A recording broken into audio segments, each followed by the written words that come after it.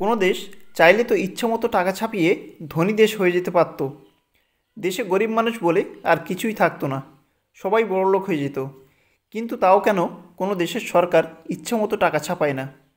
আসলে টাকা ছাপানোর বিষয়টি মূলত নির্ভর করে কোনো দেশের মোট সম্পদ, জনগণের সংখ্যা, মোট আয়, সর্বমোট চাহিদা প্রভৃতির উপর। এক কথায় কোনো দেশের মোট সম্পদের থেকে টাকার পরিমাণ বেশি হয়ে গেলে সেই দেশের দ্রব্যমূল্যের দাম বেড়ে যাবে। মনে করুন একটি দেশের মোট সম্পদ 20টি পেয়ারা, যার বর্তমান বাজার মূল্য 20 টাকা, অর্থাৎ প্রতিটি পেয়ারার দাম 1 টাকা। এবার যদি সেই দেশের কেন্দ্রীয় ব্যাংক, যেমন ভারতের রিজার্ভ ব্যাংক বা বাংলাদেশের কেন্দ্রীয় ব্যাংক যদি 60 টাকা ছাপায়, তাহলে কিন্তু টাকার পরিমাণ বেড়ে গেল, কিন্তু সম্পদ অর্থাৎ পেয়ারার পরিমাণ কিন্তু সেই 20 টাকাই থেকে যাবে।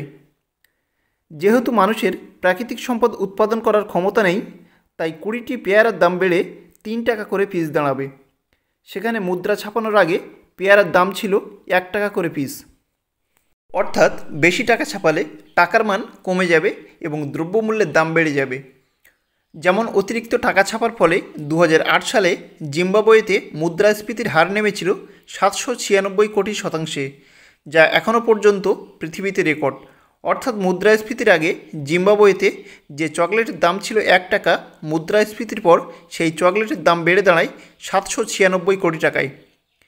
এর ফলে সেই সময় জিম্বাবুয়ের সরকার বড় বড় অঙ্কের নোট, 10 লাখ, 5 লাখ, 20 লাখ এরকম টাকার নোট তৈরি করতে শুরু করে।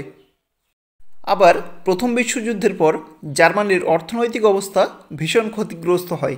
এই সময় জার্মানিতে সরকার চালাচ্ছিল সোশ্যাল ডেমোক্রেটিক দল, যারা জার্মানির অর্থ সংকট দূর করার জন্য বিপুল পরিমাণ অর্থ ছাপা শুরু করে।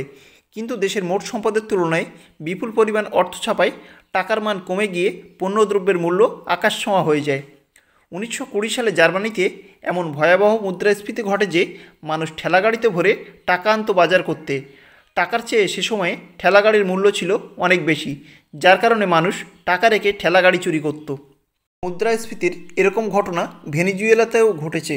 ভেনিজুয়েলার সরকার সাধারণ মানুষের ভোট নেবে বলে দ্রব্যমূল্যের দাম ভীষণ কমিয়ে দেয়, যার ফলে কয়েকদিনের মধ্যে বাজারের সমস্ত দ্রব্য বিক্রি হয়ে যায়, কারণ মানুষের কাছে যে পরিমাণ টাকা ছিল সেই টাকার পরিমাণ সবজি বাজারে ছিল না।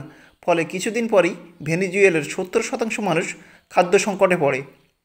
এসব কারণে কোনো দেশ ইচ্ছামতো টাকা ছাপায় না, কারণ টাকা ছাপানোর আগে সেই দেশের সম্পদ, মোট চাহিদা, মোট জনগণ প্রভৃতি বিষয়গুলি মাথায় রাখতে হয় সরকারকে। তথ্যটি কেমন লাগলো অবশ্যই জানাবেন, আর ভিডিও শেষে চ্যানেলটিকে সাবস্ক্রাইব করে পাশে থাকবেন। আপনাদের সাপোর্ট আমাকে নতুন ভিডিও তৈরিতে মোটিভেট করে।